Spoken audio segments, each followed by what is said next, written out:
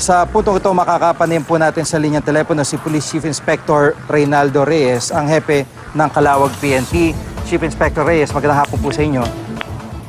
Magandang hapon po, Sir Jiggy, at magandang hapon din po sa ating mga manonood.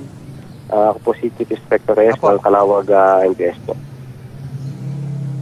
Apo, dito po sa pangyayari, nagkaroon na ho ba kayo ng pagkakataon na makuna ng pahayag yung mga driver nung pareho pong sasakyan?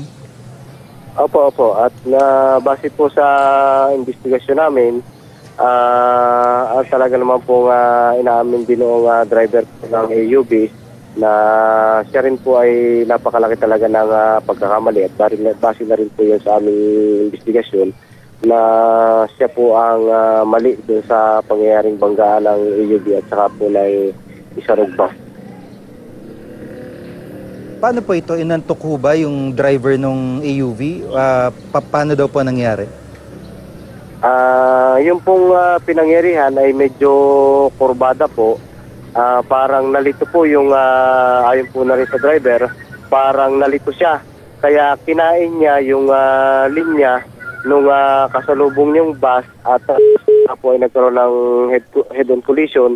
Yung right side ng kanyang sasakyan ay tumama po sa right side din na unahan ng sasakyan ng bus. Opo. Yung area na pinangyarihan ho niyan ay masasabi ho ba na accident prone talaga? Opo, ito po talagang area na ito. Marami pong nangyayaring mga aksidente dito dahil ito nga po ay maraming kurbada dito sa lugar na ito, lalong-lalo na nga po dito sa barangay ng Doña Aurora at higit po lalo doon sa pinangyarihan ng banggaan.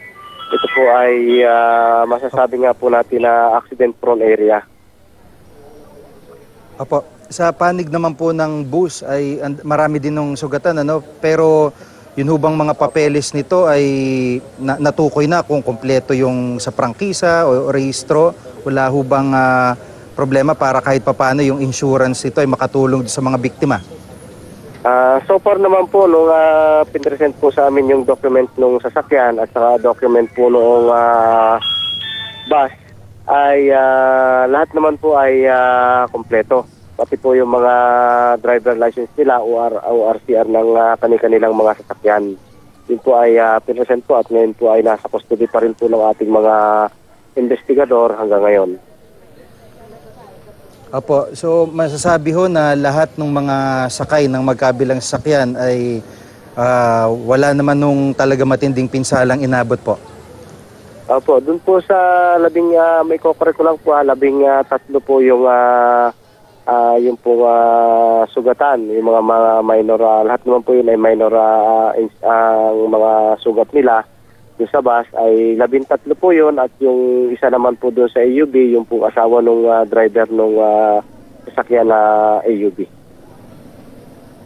Apo, maraming salamat po sa pagkakataon at update. Si Police Chief Inspector Reynaldo Reyes ng Calauag PNP.